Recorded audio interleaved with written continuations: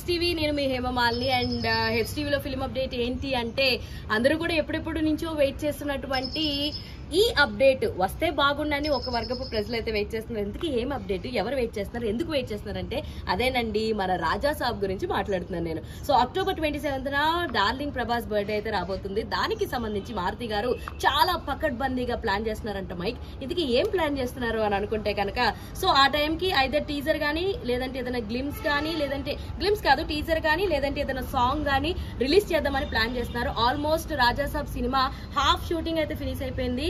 ఎందుకంటే అంత ఫాస్ట్ గా ఎలా ఫినిష్ అయిపోయింది అనుకుంటున్నారు, అప్పుడు సలార్ అండ్ మన కల్కి సినిమాలు ఏవైతే షూట్ ఉందో, సో ఆ షూట్ అవుతున్నప్పుడు అంతగా ఎక్కువ రాజాసాబ్ కి డేట్స్ కేటాయించలేకపోయారు పాపం ప్రభాస్. ఆ రెండు సినిమాలు అయిపోయి రిలీజ్ అయిపోయిన తర్వాత ఇంకా మొత్తం డేట్స్ అన్ని రాజాసాబ్ కి ఇవ్వడం, మారుతి గారు ఫటాఫటా చేసేయడం, ఆల్మోస్ట్ హాఫ్ వర్క్ అయితే కంప్లీట్ చేస్తారు. ఇంకా రిమైనింగ్ కొన్ని మాత్రమే బ్యాలెన్స్ ఉన్నాయంట.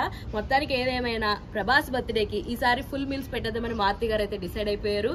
సరే ఏం వదులుతారా అన్నది, గ్లిమ్సా లేదంటే పాట ఏంటి అన్నది మనం తెలుసుకోవాలంటే ఇంకొన్ని రోజులు అయితే వెయిట్ చేయాల్సిందే. ఆల్మోస్ట్ ఒక 20 days అన్న వెయిట్ చేయాలి మనం, 20 to 27 days అన్న వెయిట్ చేయాలి. సో ఇలాంటి more interesting and fun updates కోసం please do follow H TV.